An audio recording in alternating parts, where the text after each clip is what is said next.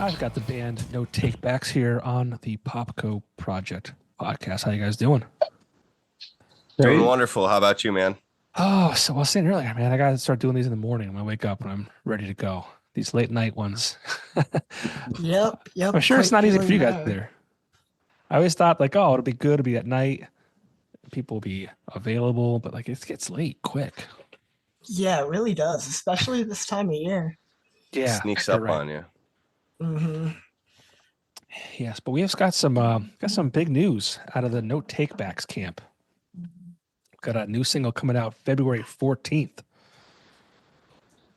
Heck yeah. It's called Another Night, actually.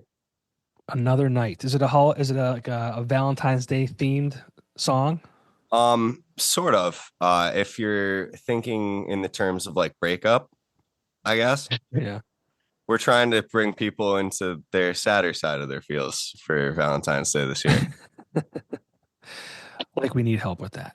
Yeah. Yeah. Well, before we get into it, tell me a little bit about who No Takebacks is, and where you're from, and a little bit about the band.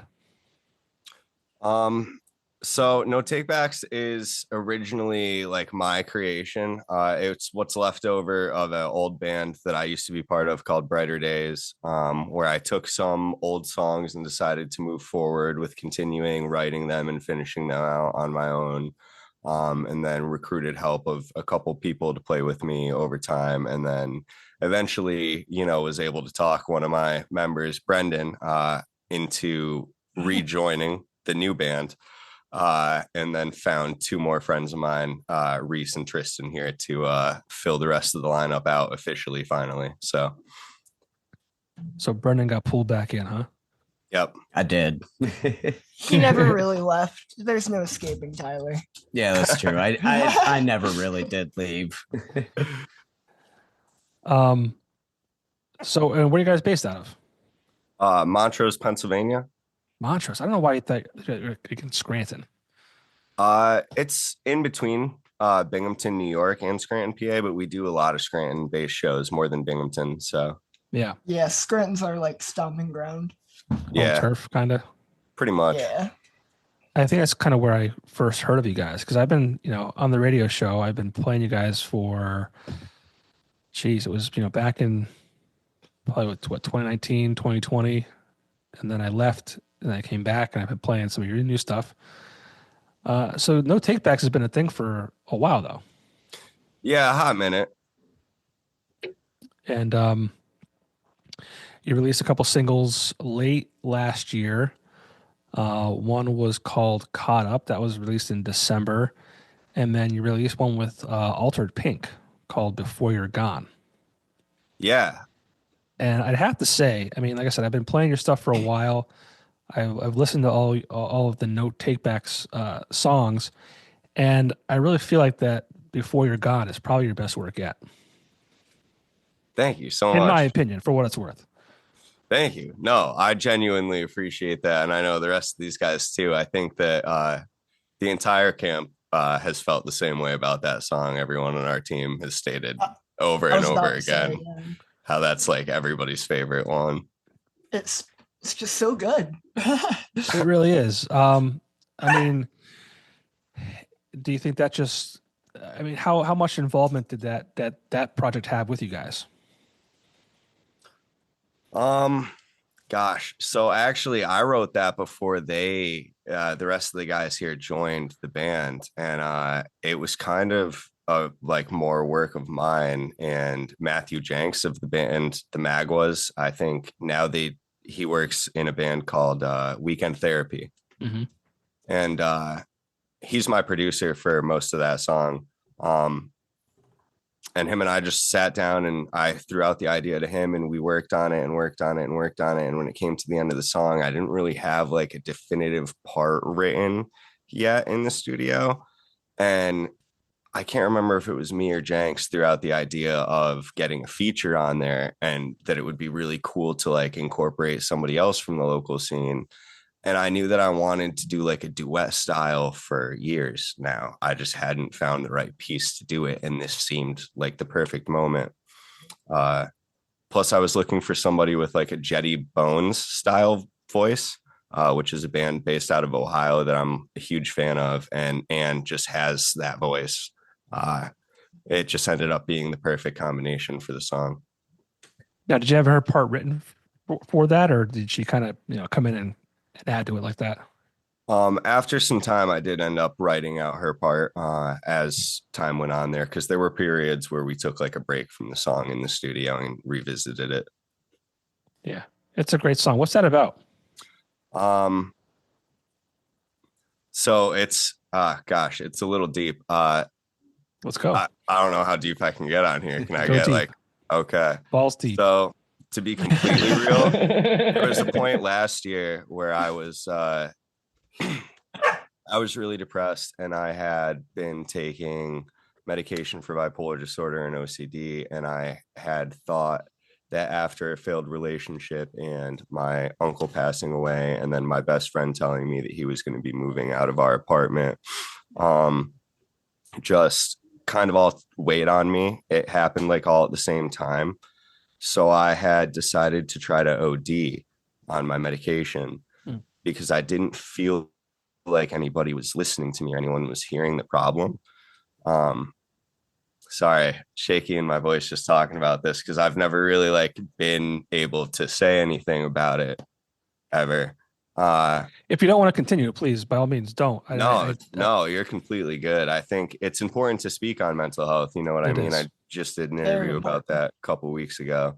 But yeah, so the song essentially is about that struggle, the failing of all those relationships kind of at once, my uncle passing away, and just really feeling like that I had nobody at the time.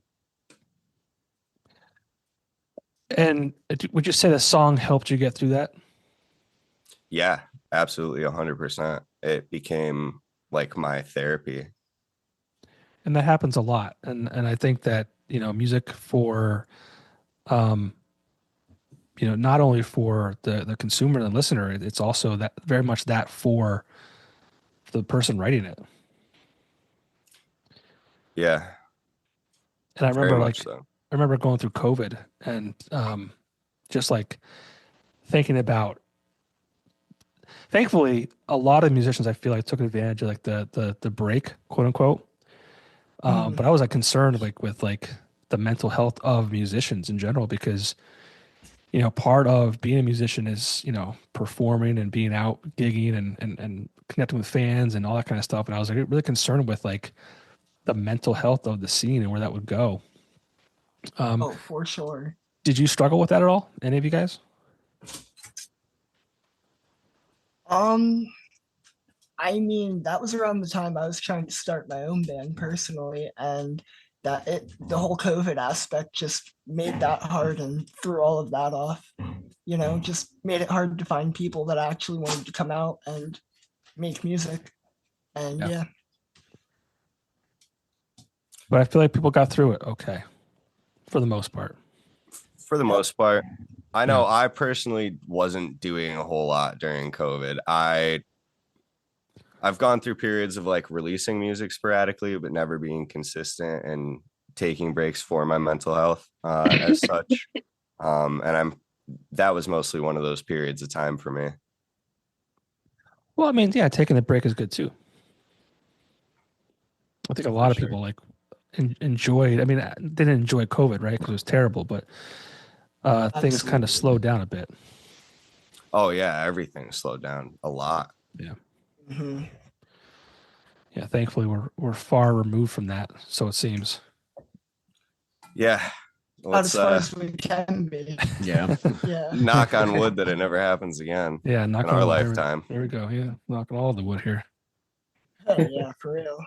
But I mean, do you find your music connects with people on that kind of level too, as far as relating to things that they're going through and things like that?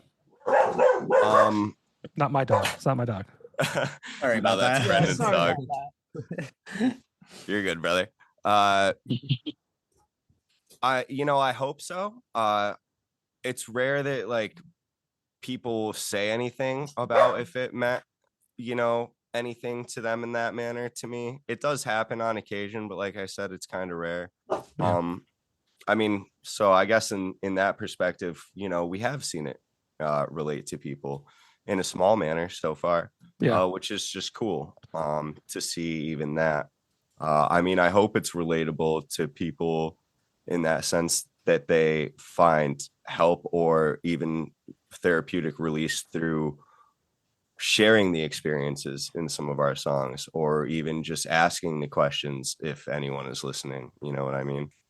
Yeah. I mean, and what would you say that a lot of your songs are about? The ones that you've released so far. I mean, you have an EP, correct? Yeah, we have the Reminiscer EP out. And then you have a handful of songs that you released after that. Yep. Is there a common theme between any of the music that you write, or is it kind of all over the place? I guess the common theme would be I like kind of nostalgic. I try to pull a lot from, again, my own experiences, such as that. But the Reminiscer EP is about a time in my past from when I was like a teenager to my early 20s and being diagnosed with bipolar and the struggles that came along with that.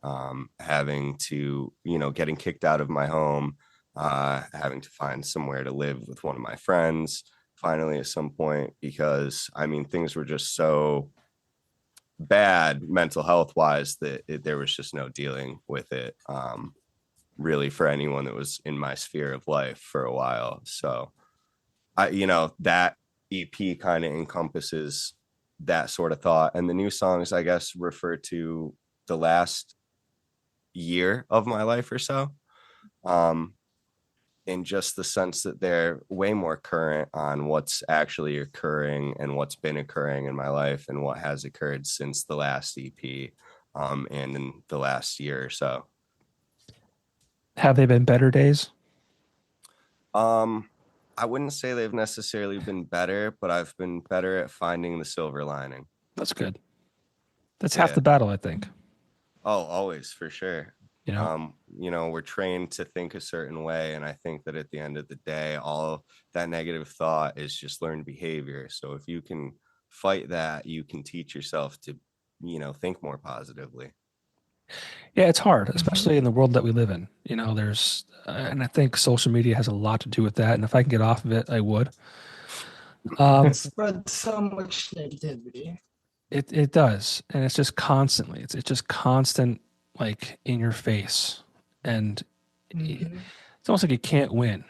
Especially with this, the election that just happened and all that kind of stuff. I won't get in too deep into that, but like, no matter what side you're on, there's always like negativity. Like it's hard to get away from. Yeah. And it's hard to live. Yeah. It's hard to live. We're living in a time where it's just, people are struggling to pay for their groceries, and like just life in general is just it's a challenge. Oh, So, absolutely. with what you said is trying to find the silver lining. And, I guess you could say like, the fact that we're alive every day is like, that's a win, right? Yeah. Yeah, for real. Yeah. Like the fact that we can experience this. Yeah. I mean, we get to make art, I mean, you're making art right now by doing the podcast. This is your form of art, and People we're all say that. fortunate enough to have art as an expression still. And I mean, even if they try to take that from people, I don't think anyone's really going to stop. Right. Yeah. I mean, that's what society was formed on, was when the Renaissance happened, right? And then Yeah. there was the Industrial Revolution and everything after that. Renaissance predates. Precisely, yeah.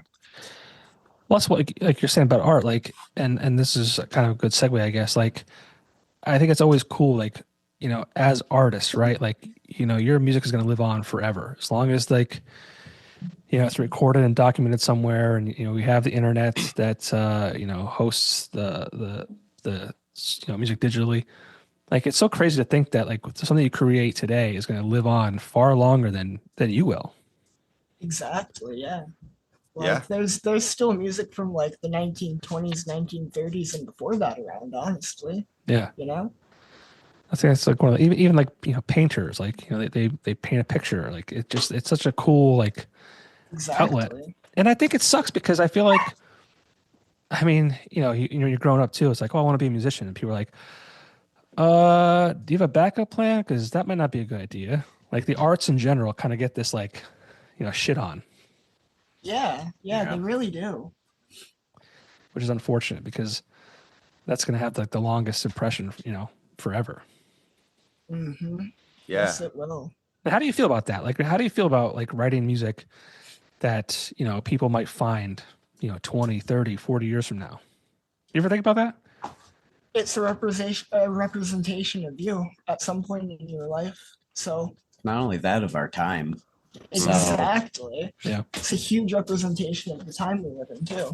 Because Yeah. stuff's going to be different, not only in the music scene, but, in the world 20, 30, 40 years from now. And yeah. It's hard to And- Yeah, imagine. T Swift might not be number one by then. Yeah. Yeah. I don't know. literally. I The don't way know. she's She might still rolling. be. She might be.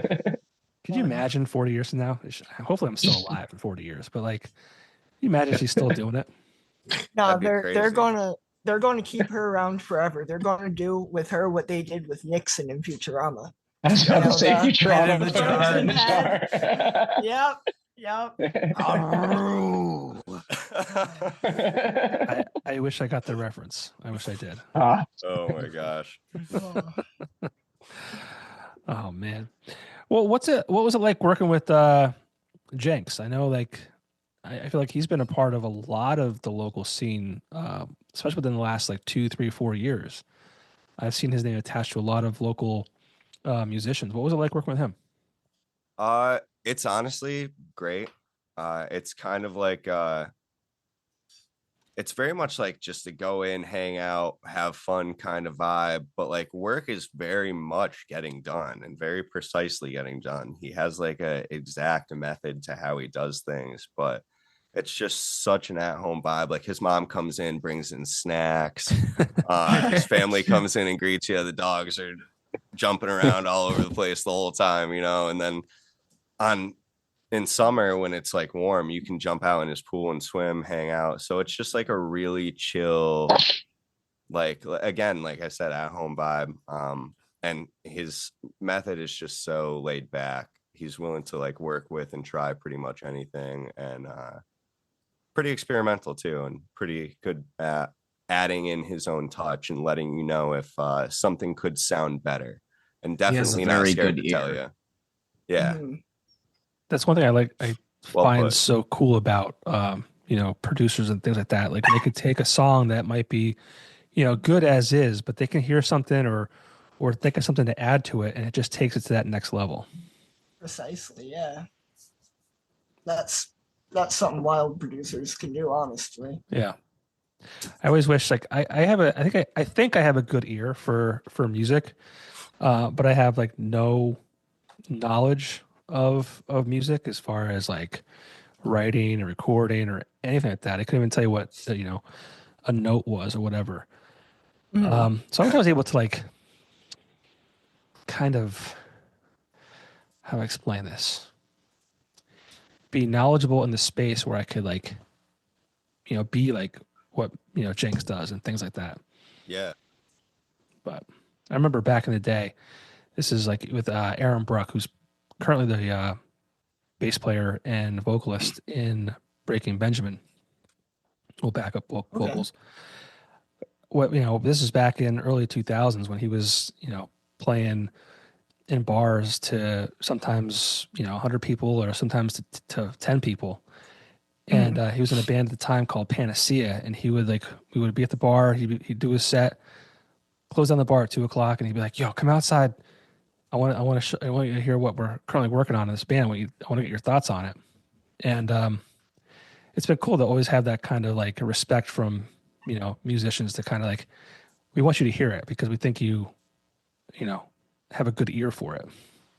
Honestly, that's like a really sacred bond between a musician and a friend to have, because like unreleased music is kind of sacred, you know what I mean? It's like a journal. It's like a journal. Yeah. Yeah. Yeah, precisely. Yeah, and yeah, I know exactly what you're getting at. And did Jenks work on this new song with you? Yeah, Jenks did production on this new song, and actually, funny enough, one of my friends from Michigan wrote the lead guitar part on this song. His name is Elijah Rude, and I'm playing in another project with him that him and I are just doing on the side for fun. Hopefully, at some point, we actually play shows, but who knows? Hopefully, We're yeah. states apart. What's that like? I mean, a lot of artists play with other projects. Like I myself, I have a hard time kind of like I want to do one thing and try and do it well, right? And a lot of musicians are always doing like, oh, I'm gonna work on this project here, and then I'm gonna do this over here. Like, is that a big juggling act, or is that like a good opportunity for you guys to kind of, you know, spread your wings a bit? I mean, for me personally, I play in another group called the Summits, and it's honestly just helped me, I think, grow as a musician. You kind of get to see both sides of, what two bands is working on with. My practice with the Summits is a lot different than my practice with the No Take Backs, but they both kind of, help one another, I think. Cool to see both sides of like, two different bands too. Yeah. I think it definitely helps with sorry, I got a cat crawling over me right now. Got cats and dogs. Yeah. Where's my cat at? Jeez. But I mean, for me, I think if anything, I mean, I have a very active moving brain on ADHD, all of that stuff. So I think it just kind of allowed me to just constantly have something, stimulating that need to want to make music and want to play music. So And for me personally, we spoke about silver linings before, and obviously, I wouldn't say like depression is a good thing to have, or any kind of or ADHD or things like that. But as artists and creators, I feel like some of those things are almost, I don't want to call it a superpower. That's not the right word, but like if you harness those things, I feel like It's that skill. it kind of right. Yeah. Oh, Oh, absolutely. absolutely. Music, I'm sure everyone else here feels the same way. Music for me personally is an output and a way to speak what I can't speak in words. Yeah. Honestly. Yeah. Yeah. And yeah.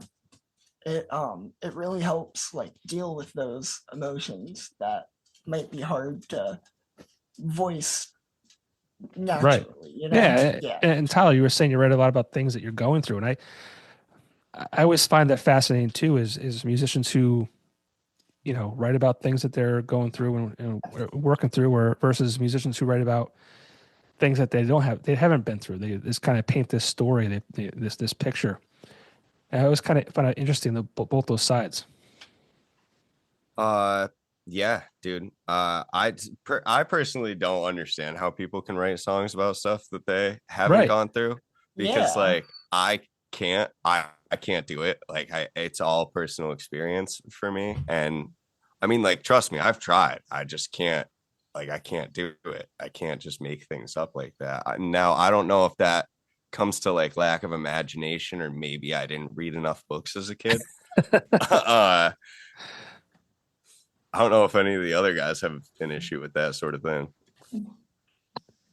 I mean, I can't write music at all, so you're already beating me. Yeah, kind of same.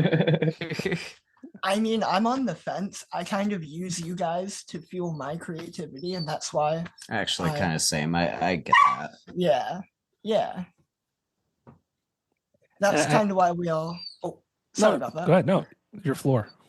Oh, well, that's honestly kind of why we all mesh so well together as a band too, because I feel like creatively, like we all have our own blocks, but when we all come together, it just kind of like It's all cohesive blocks. Yes, like one can compensate for where the other's blocked, Yeah, kind of like a puzzle.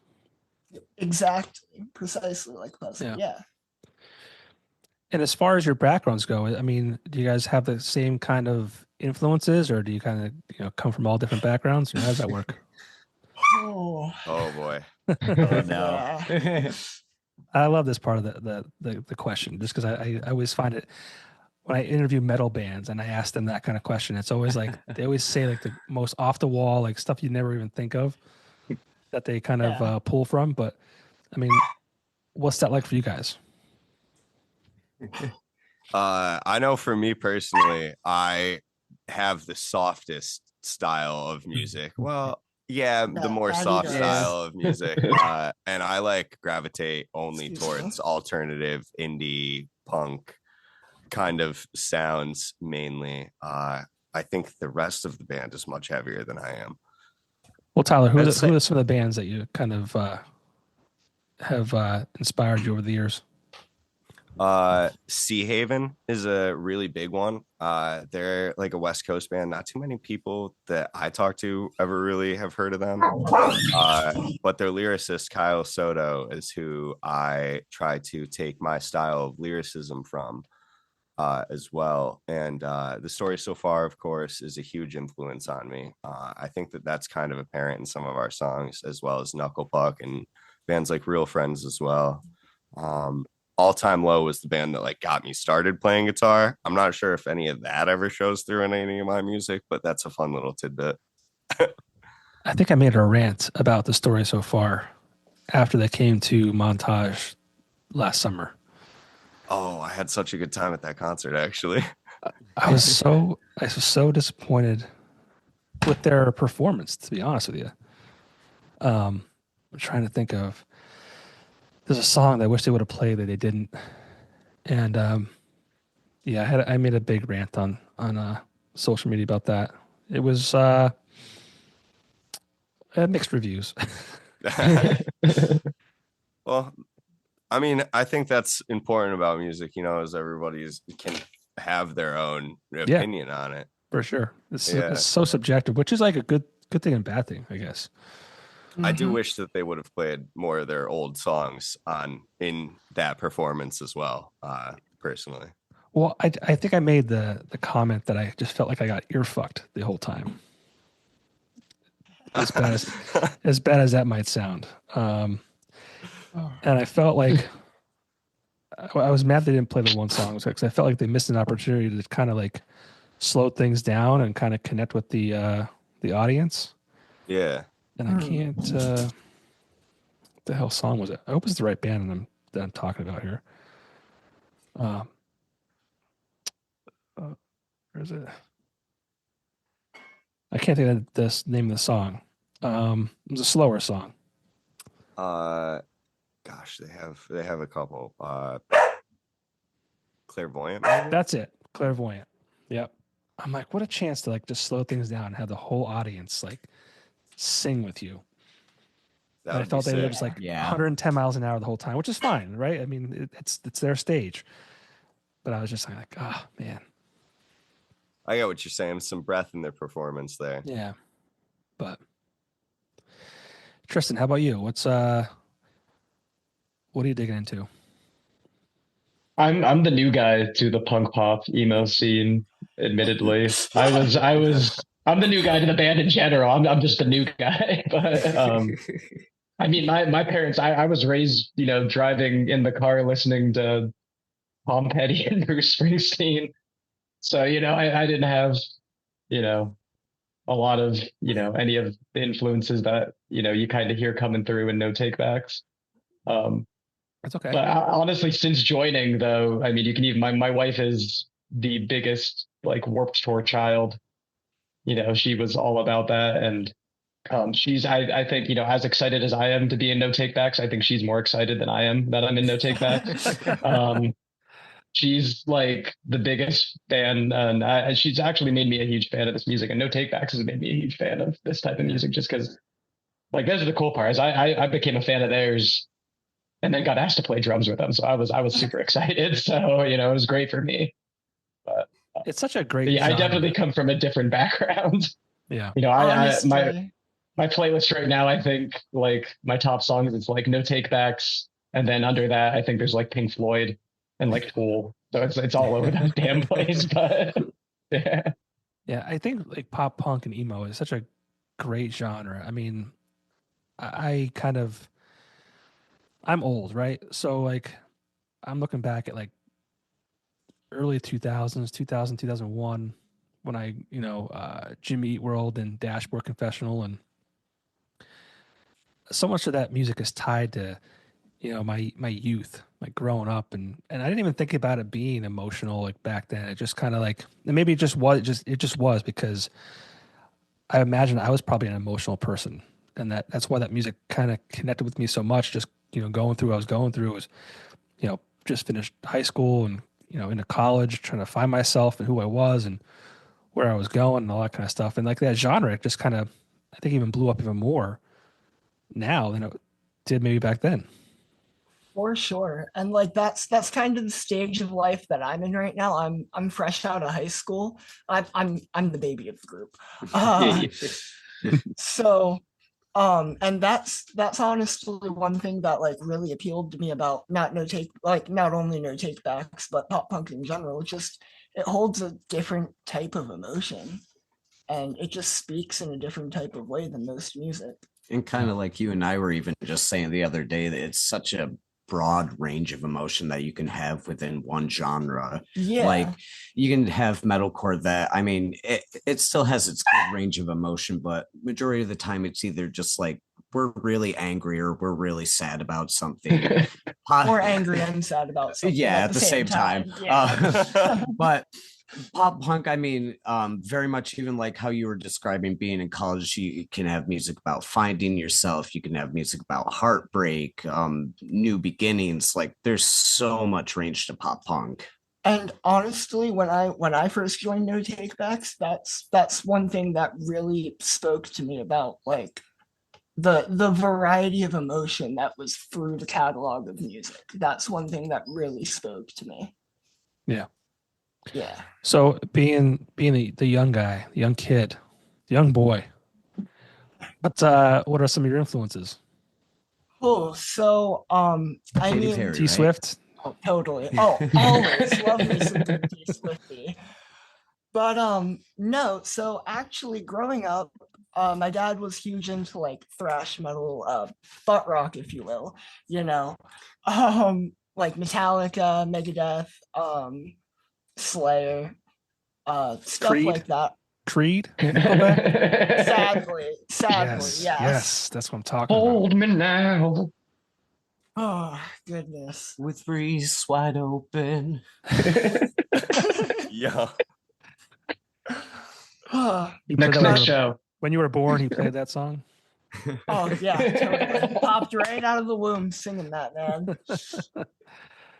But I've been a Creed fan since like day one, and I got made fun of for years. But I Dude. never wavered, and now it's cool. It's not Nickelback though. Don't get I put me them started on I put them both Nickelback. together. They're both like two of my favorites At the same time. at the same time.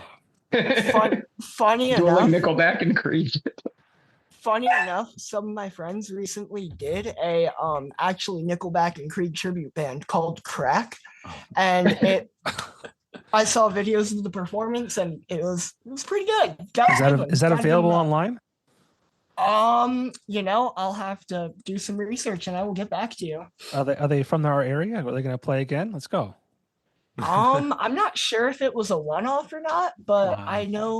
I know it was at Love Drops Brewing Co. So Okay. they're based out of like mainly the Mechanicsburg area, I would assume. Yep. So yeah. We'll get those guys up to the V spot. Definitely. But I'm sorry. Continue. Oh no, you're good. But yeah, so I've found myself being influenced from a little bit of like honestly everything over time. Like one of my biggest influences is Avenged Sevenfold. I really love City of Evil and their self-titled. That just had City of Evil is honestly what made. So I'm primarily a guitar player. Let me get that straight. I was going to ask. Okay. He thinks he is. He's just mad I'm better at guitar than him. Poor Reese. Don't tell the people. Reese is Cincinnati can't beat me in Guitar Hero, so excuses. Listen. I hear he's rocking medium now. It took him a little while to get there, but we got him up to speed. All right. But Yeah, no, City of Evil is honestly what made me like fall in love with making music. Um, and from there, I just found other bands like All That Remains. I worked myself more into like the metalcore aspect and into like the hard rock aspect. Bad Omens, I really love some good Bad Omens. They are a huge influence on me, and yeah, I'm hoping these influences will shine through on a little bit of what we have coming up. Cool. And last but not least, Brendan. I'm guessing you The play good old bass. dad. No, I'm the lead guitarist. Oh, so is So- Tyler bass? No, That'd be Reese's. me. Yeah. Oh, okay. That's, Bass guitar. that's Gotcha, why I okay. wanted to I make just- it so clear. That's that why- he's a all guitar right. player. All right. Okay. Fair enough. I would probably say I have the broadest range of what I listen to out of anyone in the band. Tyler, in a very good way, has said my taste in music is very eccentric, but yeah, I honestly pull inspiration from like honestly everything. Like I on my phone have little bits of every genre you can think of, and majority of my biggest influence are probably like A Day to Remember and honestly Bullet for My Valentine. They were my biggest reasons for picking up the guitar in the first place. Growing up, I wasn't really, I don't want to say like allowed necessarily, but didn't necessarily listen to like a lot of hard rock or anything like that growing up. So during the time, my biggest influences or what I listened to at the time was like Offspring and like a lot of more just classic punk rock. Around 10th grade or so, I remember a friend showed me, honestly, it was Tears Don't Fall by Bullet. I was like, I have never heard anything like this. And I just did a deep dive into metalcore and I've just never looked back. Yeah. I was like that. You know, and you guys can answer this if you want to, but like knowing or hearing a song or an album for the first time and being like, wow, like what is this? This is like life changing to a degree. Like, do you guys have that? You just mentioned yours, Brendan, but like, do you guys have that album or song that was like, whoa? 100% for me. I just mentioned mine to Reese the other day, actually, and I still don't know if he checked it out or not. But the album, Probably not. Carry On Kid by Worthwhile. It's like a hardcore album, essentially, like hardcore punk, which is kind of out of my normal realm of punk music, surprisingly. But when I heard it when I was younger, when it first came out, it literally changed my life. Just the songs are not about traditional, punk or emo music, or it's about life, the struggles of life, family members dying, being poor and broke, traveling in a van with your friends, what music means to you, like what you want your life to be about, taking charge of that sort of thing. It was just very transformative. Anybody else? I mean, go ahead, Reese. I'm interested. So, like I said, I wasn't very into like pop punk or anything like growing up. The first band that actually got me into the genre was, they're not a very popular band. I'm not sure if anyone else here even's ever heard of them, but they're called The Receiving End of Sirens. They're a band from Boston that was like a skate punk band. They had this album called Between the Heart and the Synapse. That was like my first introduction, to like more of a pop punk thing, and that was always where I kind of got all my stuff from, because I never listened to like any of the Warped Tour bands or stuff growing up. That was all late for me, so that's kind of an obscure band that I found on Pandora one day. I think is actually how I found them, but yeah. I think for me, it was Tonight by Smashing Pumpkins. When I was like probably 10, 11, but even before that, Genesis, I Can't Dance, and Dire Straits, Walk of Life. Okay. It's probably obscure to you guys, but I like the Smashing I love- Pumpkins. I know all of those. oh, good. Okay, good. Yeah. I love me some good Dire Straits. I used to fill in a little bit for a jam band. And they played a lot of Dire Straits, Grateful Dead, etc., etc. Yeah, that was super great experience. Yeah, it's wild. Like that's stuff that I grew up on, and now I work at a classic rock station that plays those bands. Yeah. It's kind of wild, Yeah, Hey, Sultans of follow Swing your was actually my dreams. dad's favorite song. dude. Yeah, I That mean, that was a song we covered. It's such Yeah, it was a great one. song. Yeah, it was. it's a great album. Yeah. Mark Knopfler, man, such an underrated guitarist. Yeah, yeah, for sure. Yeah, for real. And we talked about kind of playing out and hopefully, you guys book some shows and get out there more. Has that been a struggle as far as, finding venues to play at and things like that? I mean, we're living in a time where, venues are very hard to come by. I mean, is it been difficult for you guys? Um, man, that's kind of a tough one. Like it is, but it's not. It's difficult to get into like some of the exact places where we wish we could be playing and like be playing with some of the bands that we want to be playing with because certain scenes and groups within can be very cliquey at times. And I mean, some of us are a little older, so like we had our time of already going and hanging out at shows. You know what I mean? Like I'm going to be 30 this year. Brendan's like 32, 33. I think I'm gonna be Tristan's the same age 34. as me. Yeah. Yeah, I'm turning 30 this year too. I'm- I was going out to shows as a teenager. Oh, sorry, Reese.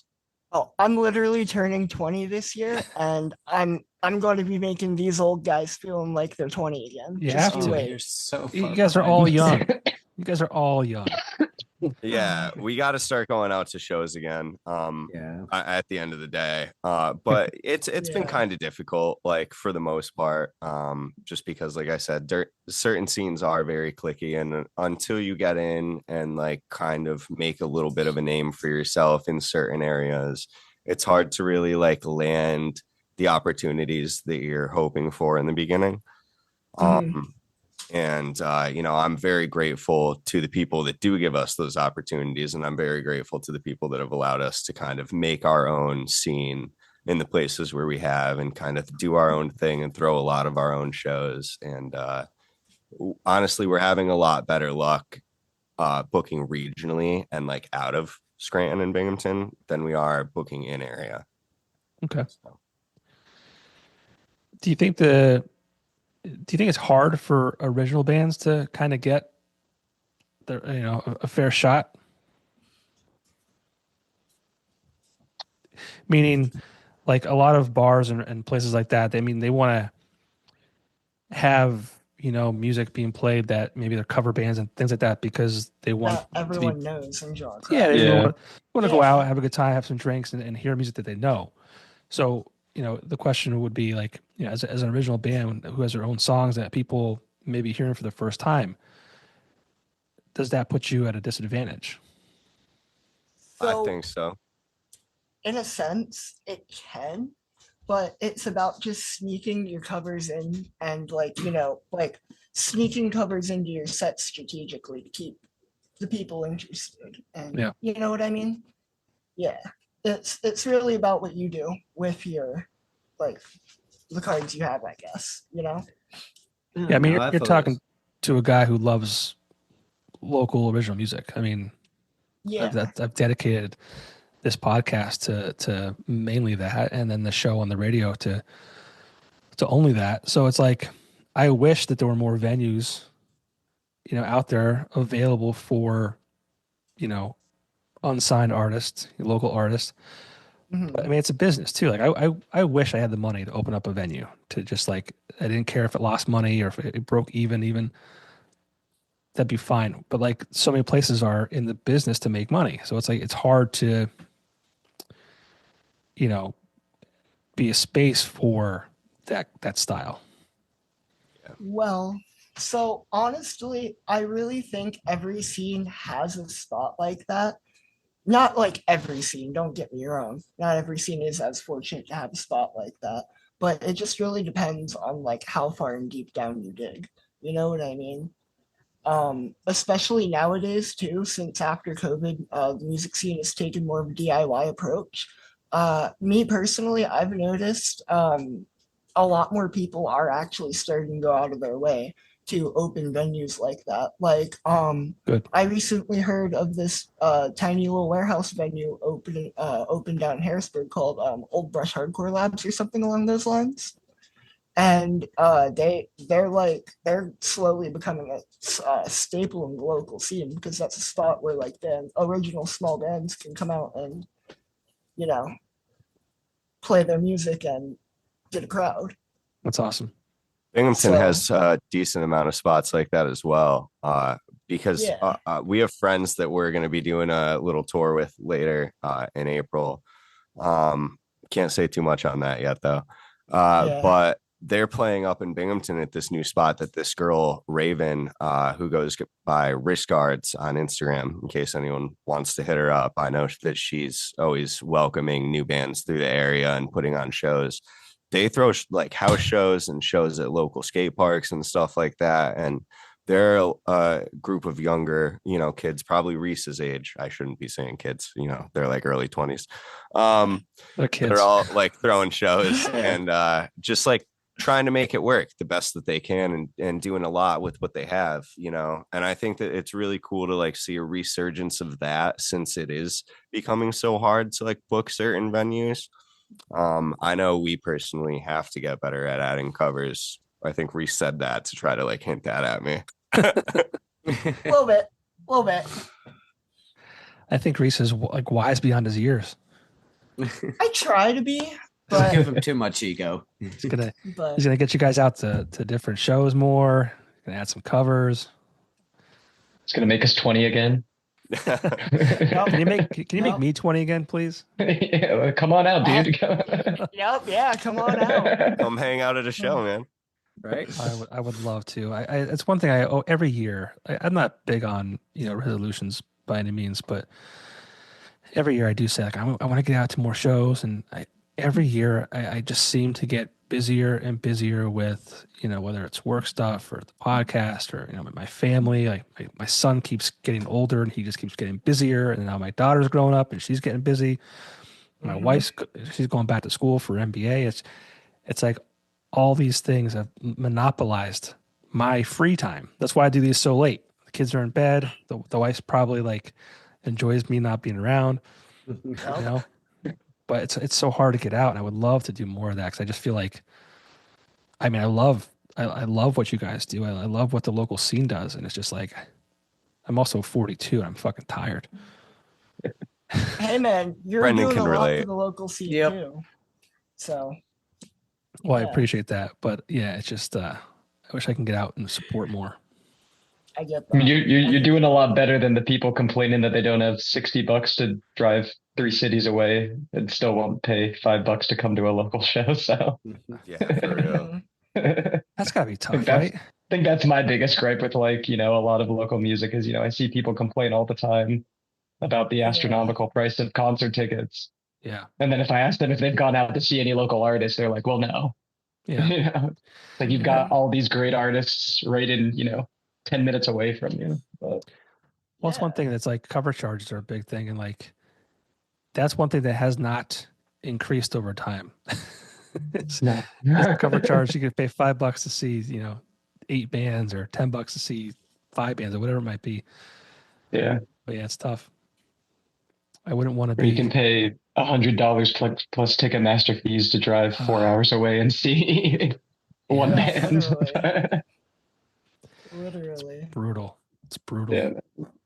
And like with the meet and greet stuff, like you're paying $500-$600, like when you can just go 20 minutes away and meet your local band for free.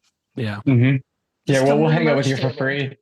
Yeah, literally. Just like, We'll what? take like Polaroids. Yeah. there you go. Yeah. Yeah, we We're don't friendly. charge for pictures. There you go. Free picture. That's it. That's your new ad. I think Free- Reese free is the only pictures. one who doesn't have a shot. So What was that, Brendan? I said, I think you're the only one who doesn't have a shot. So Yikes. Yikes. You're allowed to buy everyone but Reese drinks. Yeah. I'm sure he's never had a drink in his life. No, never. Totally not. Never. Never. No way. Not in my Christian Whoa, Minecraft no way. server. And we talk about bands having to do so much more than just be in a band. You have to handle marketing and the social media and all that kind of stuff. Like, how have you guys navigated that space as far as having to be promoters on Instagram and Facebook and TikTok and this whatever else is new out there that I'm not aware of? That's a good question. We've had to take to becoming content creators as well, which I think we're all kind of new at. Yeah. We've been fortunate enough to have a friend / manager who kind of advises us on that we should be doing more of that sort of thing when we're slacking off, and it's tough to adjust to. It's weird at first, and I'm also realizing people only care about us when we're funny. Yep. Well, it's a good thing I'm that all the time. It's hard. Oh, it absolutely is. We're musicians, not comedians. Come on. It's a lot of it's a lot of work. It's a lot of time. It's just I going back to me being old, it's just having a camera on me is not something I want to do. And I'm not funny. And it's just how do I utilize these platforms to promote what I do, to therefore promote what you guys are doing. And it's just it's a struggle. Yeah, Absolutely. there's so much back end work too on promoting and running ads and marketing, and making sure that you're targeting the right crowds. And that takes years of experience, trial and error, even unless you've got tons of money to pay somebody to run an SEO, search for you and take care of all your websites and whatnot. But the average band is pretty DIY. None of us have that kind of money. Yeah. We got to do all that stuff and take our time to, which is all part of the game. Don't get me wrong. But yeah, I think on average, after my normal 8-hour workday, I come home and I work another 3 to 4 hours on back end work for no takebacks on the daily. Easily. He's believe it. sitting here calling me till 11, 12 o'clock at night, hey man, what's up? I'm bro, go to bed. Yeah, I think we can all confirm Tyler's constantly at work with this. Yeah. Oh my goodness. But- yes. To be I mean, he's fair, doing a it's his kick-ass baby. job at it too. Yes, he is. Yeah, it's his baby, right? It's Yeah. it's something you have to do, and obviously you want to do it.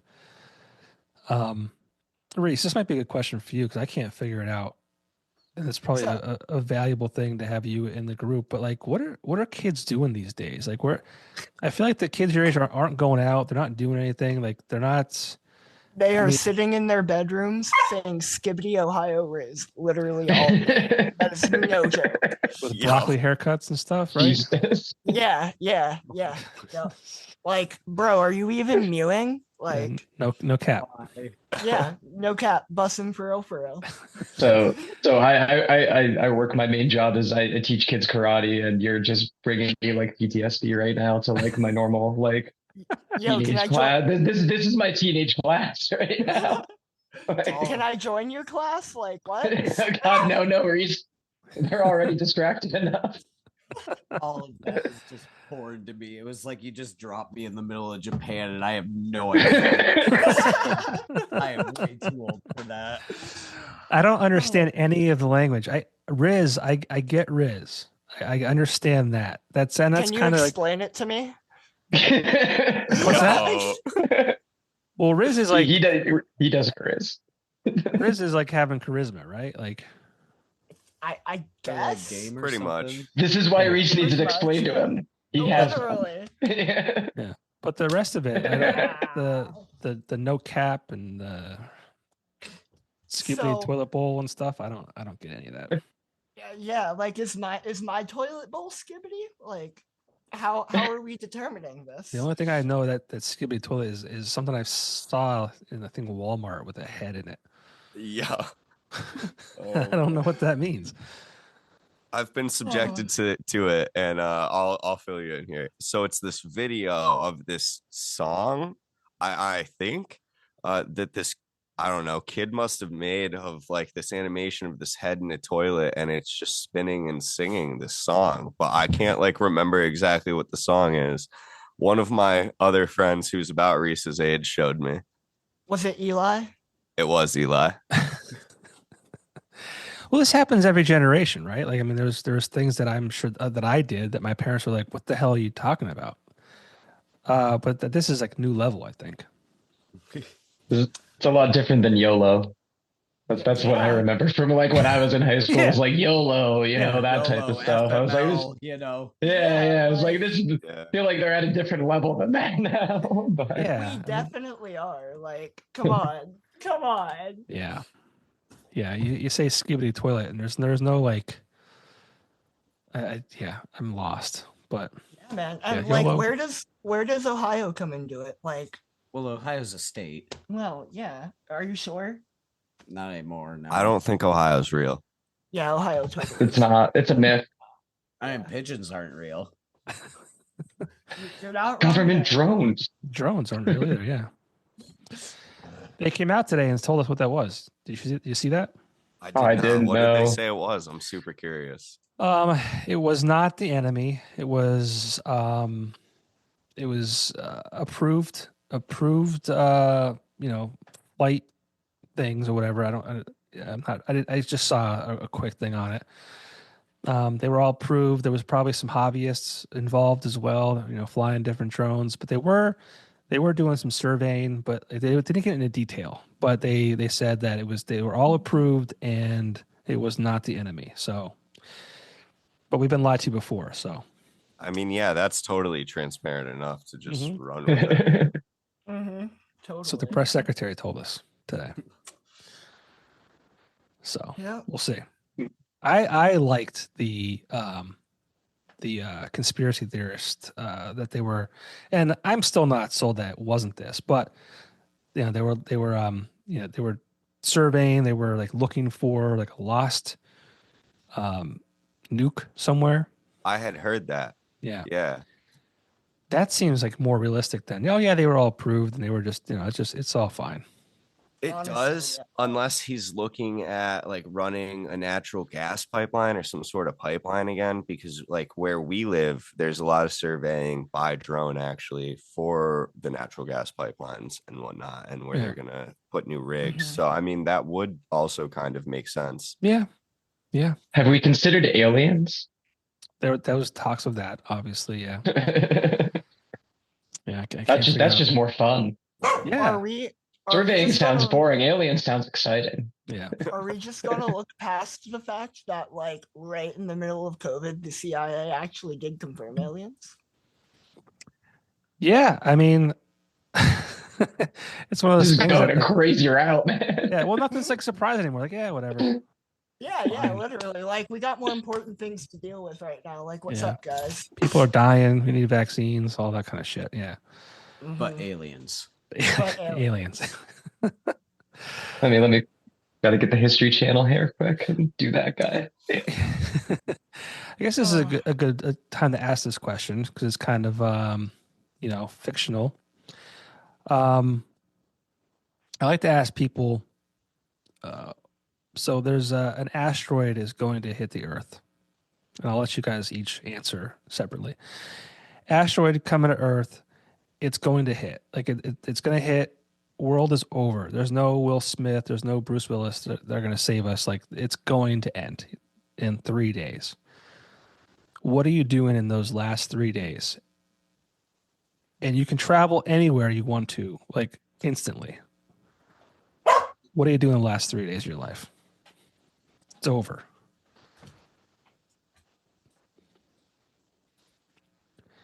But you can travel somewhere instantly.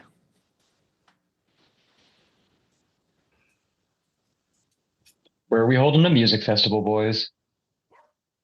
I mean, assuming that there's going to be like anarchy within those 3 days, I'd totally hit up the Rock and Roll Hall of Fame and just hole up there, have all the guitars I need, and just vibe. You know, Okay. I'm gonna die. I might as well at least do it playing cool instruments, I guess. Yeah. That's I fair. mean, let's see. I definitely got to spend at least one of those days with my wife. So, you know, but You get one. You get Yeah. one. you get one. But, I mean, I probably just would keep traveling for 3 straight days, honestly. Yeah. You know, see the places I haven't gone to see. Yeah, like Reese said, if anywhere's open, you know, just no security anyway. Go check out all the stuff that, you know, Honestly, I can't just openly walk into right now. So, Mhm. in fact, screw that. I'm going to Nevada. I'm looking for those aliens, Area 51. We've got 2 left. I'm gonna do everything that you can't do normally and just ask my celebrity crush out, fly her to a dream vacation for a night, and then on the last day, I'm gonna spend it just teleporting myself anywhere that I want, driving whatever car that I want, taking money, taking whatever the heck I feel like taking. Almost cursed there, and then I censored myself. It's okay. You can curse. Brendan, Lord. what are you gonna do? I'll tell you what I would do, and you can think about it.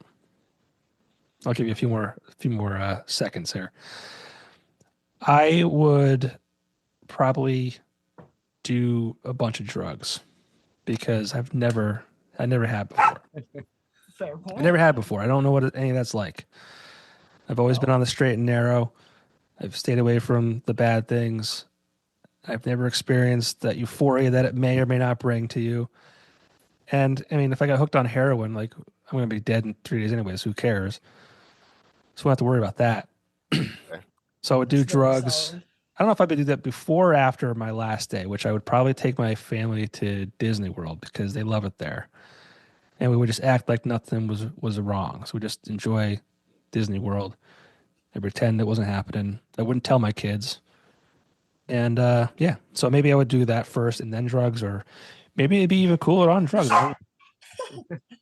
Disney World does sound a lot more fun on drugs. Yeah, Just I mean, again, I don't know. I don't know what it's like, but I guess that's what I would do. Can't go to Disney without getting goofy. Oh, yeah, that's good. Oh, That's good.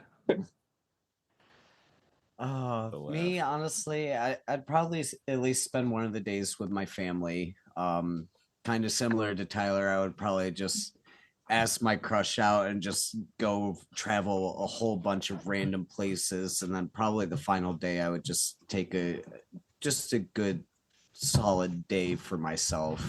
Just find somewhere alone, just really peaceful, and just enjoy the day. I hope it never happens because, like, in real life, like, I'm not a survivalist. Like, I think I have. This is probably all old now. I'm looking down at the floor here. I have a box of beefaroni. I have a box of canned corn, and what is that? Some cans of chicken noodle soup. Brendan and I currently have about 250 chicken nuggets in our freezer right now. So Hell yeah! What did you family do? Did you guys see COVID? Who's got all the TP? yeah, literally. Where'd all Come that go? on. That's the most valuable item according to COVID is you just need a shit ton of TP. Oh, I'm sorry, a ton of You TP. can curse. You can curse. It's Yeah. all right. Oh, okay. Well, so when COVID, it was like maybe 3 weeks before the lockdown. It was just like mid to late February. We went to Sam's Club and we didn't go nuts, but this is still from COVID, like the beefaroni and the chicken noodle soup and the cans of corn here. And we bought one,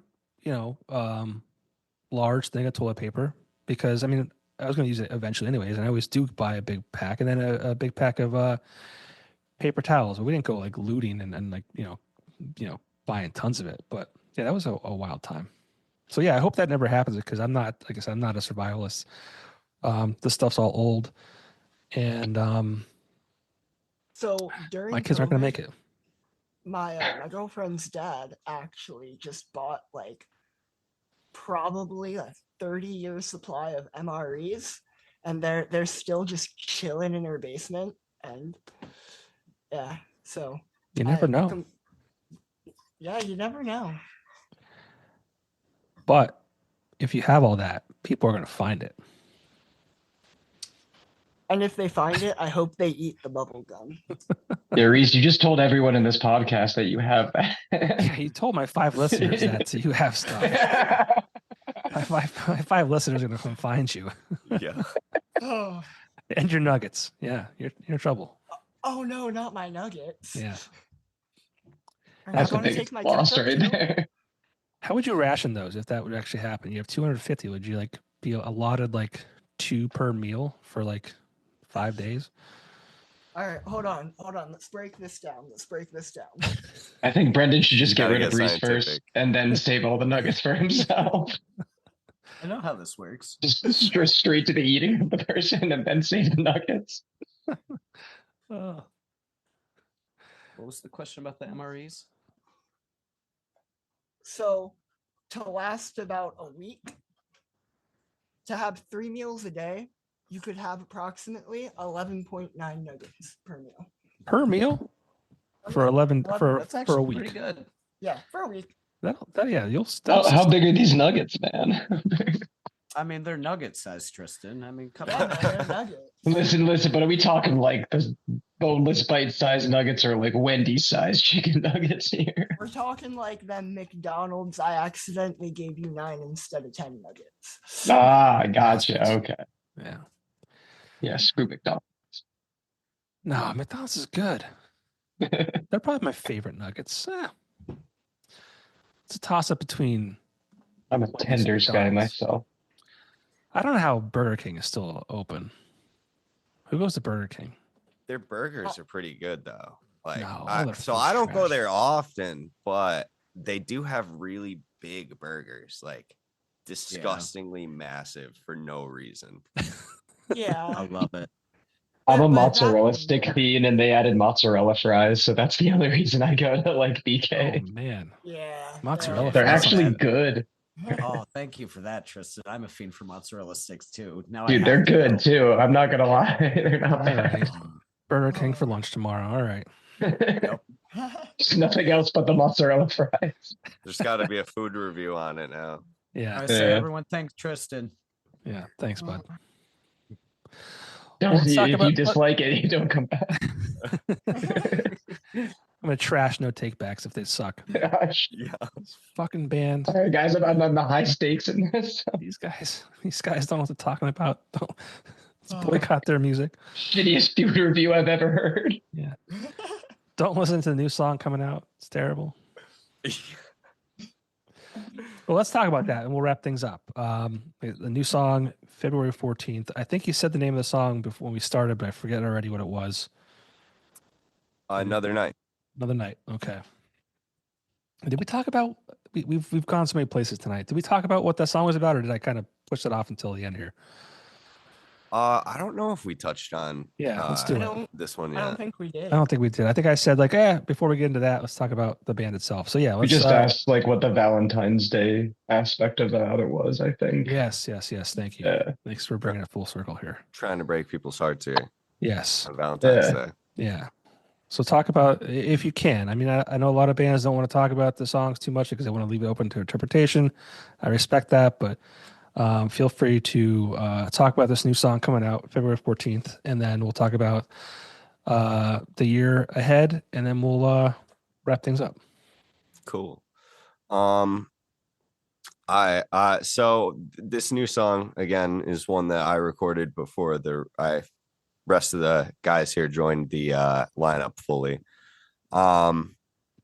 And for me personally, the song is about my last ride home from my one ex-girlfriend's house, who got me back into playing music, actually. Who I'll give her a shout out real quick because we are still very good friends. Her name is Sierra Mount. she, like I said, got me back into playing guitar and stuff. And when I wasn't really doing anything with my music, just kind of writing it for fun, I was offered a show in Binghamton, where she like quick took my phone and just responded yes as we were eating dinner, kind of thing. And I was like, oh, now I have to go to that. So that got me like wanting to play shows again. But this essentially is about my last drive home from her house, another night, meaning like another night alone, referring to all the hours driving back and forth from New Jersey, all the time spent together, and the decision to pursue music over other aspects of my life. Cool. And I assume it's kind of in the same vein as your other songs have been. Yeah, a little bit more on the sad side for this one. Okay. Cool. Very And what good. does the year ahead look like for No Takebacks? Tristan's done. He's like, I've had it. Oh man. He's I'm like still some of here. these guys. Man, he's so sad. The song broke his heart. I'm the new guy. They know more about it than me. So. Well, that's one thing the new year holds. More shows with the new guy Christian. Super stoked for that, and getting Tristan's input on everything coming up. Super stoked to see what he brings to the table. Hopefully, it's Yeah, I something mean- other than just beating things. Hey, that's my specialty. But yeah, I mean, I'm super excited. You know, for me, this is the first year, you know, in the band for me. So, you know, I'm obviously incredibly excited for, you know, what this year holds. You know, get into, you know, get on shows with these guys, you know, getting, you know, recording or, you know, making new music with these guys. So it's really cool to be able, like I said, I was a fan of No Takebacks before being in No Takebacks. So it's going to be really cool for me to actually be able to put my creative touch on some stuff. So Cool. Yeah. And you said you have a tour you can't talk much about. Anything past that? I think Reese touched on just a lot of shows, that little tour. I know we're hoping on hitting another small weekender sometime in the fall, and just working towards recording throughout this year, as well as we're, you know, putting out music. We're trying to work towards hopefully a full length next year. Would be the optimal goal here. Cool. Well, I'm excited for the new song. I haven't heard it yet. But everyone will hear it on February 14th. Cool. And Yeah. where- Hey, if you want, I can send you the song over after this, so you can take like a sneak peek listen. Yeah, hell yeah. That'd be awesome. Cool. I'll tell you all the things you should change about it. Make a second guess yourself. Yeah, Oh, maybe he's exactly. right. You're our new producer, huh? Yeah. You guys won't go very far at all. Put a little produced by Popko stamp on it. There you go. Yeah. My stick face. Well, there. I It's the like the Oprah perfect- Book Club. Got I, stickers. I have the Stickers. perfect meme for this. Yeah. I can't Oh, see it's it. not. Oh, It's not man. coming through. It's getting blown out. Oh, Yeah, That's depressing. that's Rip all right. horrible band. Well, when this gets released, you can post it in the comments. Yeah, there you go. Check comments. Check comments. Check the comments. Well, speaking of that, where can people find you online? You can find us on Spotify, iTunes, Apple Music. Social media is Instagram, Facebook, TikTok. We're pretty much everywhere that you can stream music. I know we're missing tons of places like Google Play, Amazon Music. I don't know. I mean, are you though? Really? I don't know who actually listens through those. That's a pretty good question. I don't know. Yeah.